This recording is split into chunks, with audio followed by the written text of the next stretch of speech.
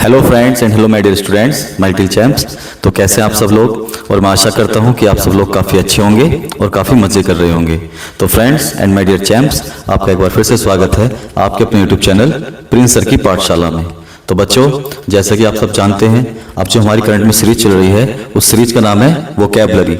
और वोकैबुलरी से जो मैं आज आप लोगों के लिए टॉपिक लाया हूं, तो बच्चों वो टॉपिक है one word substitution and all the one word substitution will be started with the letter C. So बिना किसी देरी के चलिए बच्चों आज की वीडियो शुरू करते हैं। तो बच्चों जो फर्स्ट सेंटेंस आपके लिए लाया हूं तो वो सेंटेंस है हार्श मिक्सचर ऑफ साउंड्स, और इसका जो हिंदी अर्थ होता है तो वो होता है कर्कश ध्वनि या बेसुरा शोर। और इसके लिए हम लोग जो वन वर्ड यूज करेंगे तो वो वन वर्ड होगा कैकोफनी। और cacophony we can use on the place of a harsh mixture of sound. और इसका मैंने साथ ही साथ एग्जाम्पल भी लिखा है, क्योंकि मेरी लास्ट वीडियो में कुछ बच्चे कह रहे थे कि सर प्लीज़ आप एग्जाम्पल भी लिख दिया करें, तो वो हमारे लिए और भी बेटर होगा। तो एग्जाम्पल बच्चों ने लिखा है इसका कि the traffic created a cacophony of horns, कि ट्रैफिक के अंदर जो कर्कश आवाज़ थी, जो बेसुरी आवाज़ थी हॉर्न की, वो निकल रही थी। अब चलिए बच्चों नेक्स्ट सेंटेंस की तरफ चलते हैं। और नेक्स्ट सेंटेंस बच्चों हमारे पास होगा कि ए पर्सन और थिंग दैट अट्रैक्ट्स अटेंशन। और इसका हिंदी मतलब होता है ध्यान का केंद्र या आकर्षण का केंद्र। और इसके लिए जो वन वर्ड हम लोग यूज करेंगे तो बच्चों वो वन वर्ड होगा साइनोश्योर। और फिर से बता दूं आपको, वो वन वर्ड होगा साइनोश्योर। और मैंने इसका एग्जाम्पल भी लिखा है, और इसका एग्जाम्पल होगा बच्चों कि the bride was the cynosure of all the eyes at wedding. फिर से बता दूं आपको कि the bride was the cynosure of all eyes at wedding, कि दुल्हन जो थी अपनी शादी के अंदर सबकी आकर्षण का केंद्र थी। तो चलिए बच्चों नेक्स्ट सेंटेंस की तरफ चलते हैं। और नेक्स्ट सेंटेंस जो हमारे पास होगा तो वो है the art of beautiful hand writing. और इसको हम हिंदी में बोल सकते हैं सुंदर लेखन कला। और इंग्लिश में जो उसका वन वर्ड होता है तो बच्चों उसको बोलते हैं कैलीग्राफी। क्या बोलते हैं? Calligraphy, yes. और इसका मैंने एग्जाम्पल भी लिखा है, और एग्जाम्पल होगा कि she practises calligraphy to decorate greeting cards, कि वो सुंदर लेखन कला का अभ्यास करती है अपने ग्रीटिंग कार्ड्स के सजाने के लिए। और नेक्स्ट सेंटेंस की तरफ चलते हैं। तो नेक्स्ट सेंटेंस बच्चों हमारे पास होगा कि one who is too ready to believe thing, एक ऐसा व्यक्ति जो किसी भी बात पर विश्वास करने के लिए तैयार रहता है। इट मीन्स उसको हिंदी में बोलते हैं भोला या सहजतापूर्वक विश्वास करने वाला। और इंग्लिश में जो उसका वन वर्ड सब्स्टिट्यूशन होगा तो वो होगा क्रेजुलस, और इसको हम बोलते हैं क्रेजुलस। और क्रेजुलस का मैंने इसका एग्जाम्पल भी लिखा है कि the credulous boy believed every story, कि एक भोला भाला व्यक्ति हर कहानी पर क्या कर लेता है? विश्वास कर लेता है। तो चलिए बच्चों नेक्स्ट सेंटेंस की तरफ चलते हैं। और नेक्स्ट सेंटेंस हमारे पास होगा कि the highest point of the development. और इसको हिंदी में बोलते हैं हम लोग चरम बिंदु या सर्वोच्च अवस्था। चरम बिंदु या सर्वोच्च अवस्था। और जो इसका इंग्लिश में हम लोग वर्ड यूज करते हैं तो वो वर्ड होता है कल्मिनेशन। और फिर से बता दूं आपको, उस वर्ड को हम बोलते हैं कल्मिनेशन। और उसी के साथ साथ इसका जो एग्जाम्पल मैंने लिखा है यहाँ पर, तो एग्जाम्पल होगा कि the event was the culmination of months of hard work, ये चरम अवस्था कई महीनों का कठिन परिश्रम के परिणाम था।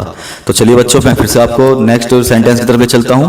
और नेक्स्ट सेंटेंस हमारे पास होगा ए पर्सन हु मेक्स मैप, एक ऐसा व्यक्ति जो मानचित्र का निर्माण करता है, मानचित्र को बनाता है। और बच्चों इसको हम लोग हिंदी में बोलते हैं मानचित्र निर्माता, और इंग्लिश में हम इसको बोलते हैं कार्टोग्राफर। क्या बोलते हैं बच्चों? कार्टोग्राफर। और इसी के साथ साथ मैंने इसका जो एग्जाम्पल लिखा है कि cartographer carefully Drew the new borders on the map, कि मानचित्र निर्माता ने सावधानीपूर्वक नक्शे के ऊपर नए बॉर्डर को, नई सीमाओं को बनाया।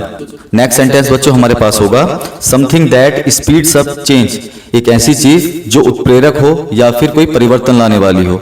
और उसको हम लोग इंग्लिश में क्या बोलते हैं बच्चों? कैटलिस्ट। फिर से बता दूं आपको, इसको बोलते हैं कैटलिस्ट, और इसका मतलब होता है परिवर्तन लाने वाला, एकदम से उत्प्रेरक होना। और इसका जो मैंने एग्जाम्पल लिखा है कि his speech acted as a catalyst for the movement, तो उसके भाषण ने आंदोलन के अंदर, मूवमेंट के अंदर परिवर्तन लाने का कार्य किया। तो चलिए बच्चों नेक्स्ट सेंटेंस की तरफ चलते हैं। और नेक्स्ट सेंटेंस हमारे पास होगा कि हैविंग ए हिडन और मिस्टीरियस मीनिंग, और इसका मतलब हिंदी में होता है रहस्यमय या गूढ़। और गूढ़ भी बोल सकते हैं इसको, और रहस्यमय भी बोल सकते हैं। और साथ ही साथ इसका जो वन वर्ड सब्स्टिट्यूशन होगा तो बच्चों वो वन वर्ड सब्स्टिट्यूशन होता है क्रिप्टिक। और क्रिप्टिक मतलब होता है गूढ़ या रहस्यमय। और मैंने इसका जो एग्जाम्पल लिखा है तो एग्जाम्पल है बच्चों, he left a cryptic message for his family, कि उसने अपने परिवार के लिए एक गूढ़ या रहस्यमय संदेश छोड़ा। Arrangement of events in time order, it means घटनाओं का कालक्रम, कि कौन सी घटना किस कालक्रम में घटित होती है। तो उसको हम लोग इंग्लिश के अंदर वन वर्ड के अंदर क्या बोल सकते हैं? क्रोनोलॉजी। फिर से बता दूं आपको, इसको हम बोल सकते हैं क्रोनोलॉजी। और इसका जो मैंने एग्जाम्पल लिखा है कि the historian studied the chronology of the Maratha empire. तो बच्चों इसका मतलब होगा तो इतिहासकारों ने मराठा साम्राज्य की घटनाओं का कालक्रम का समीक्षा की। लास्ट सेंटेंस की तरफ चलते हैं और लास्ट सेंटेंस हमारे पास होगा ए लार्ज डिस्ट्रक्टिव फायर, और इसका हिंदी में मतलब होता है भयानक अग्निकांड। और इंग्लिश में जो उसके लिए हम लोग वन वर्ड यूज करेंगे तो वन वर्ड होगा conflagration. Conflagration will be the one word for the a large destructive fire. और मैंने इसका जो बच्चों एग्जाम्पल लिखा है तो वो एग्जाम्पल होगा the forest was destroyed by a terrible conflagration, कि जंगल जो है एक भयानक अग्निकांड के कारण ध्वंस हो गया, विध्वंस हो गया, एक भयानक अग्निकांड के कारण पूरी तरह से जल गया। तो बच्चों इस प्रकार हमारी आज की वीडियो लगभग समाप्ति की ओर है, और मैं हमेशा की तरह फिर से आपसे क्वेश्चन पूछना चाहता हूं, और this question will be also related to the one word substitution. And my question is for you today students, what we call a person who design the dance step? I am asking again, what we call a person who designed the dance step? And I think and I hope you know the answer very well. And students, if you know the answer, please comment your answer in my comment box, and I am waiting for your answer very eagerly. So students, video समाप्त करने से पहले मैं आपसे फिर से request करना चाहूँगा कि प्लीज़ मेरी वीडियो को अंत तक जरूर देखें, और साथ ही साथ मेरे चैनल को सब्सक्राइब करें, मेरी वीडियोस को लाइक करें, और पॉसिबल हो तो आप मेरी वीडियोस को अपने फैमिली और फ्रेंड्स ग्रुप के साथ शेयर भी कर सकते हैं। So students, that's the wrap up of my video. See you soon, take care, bye bye.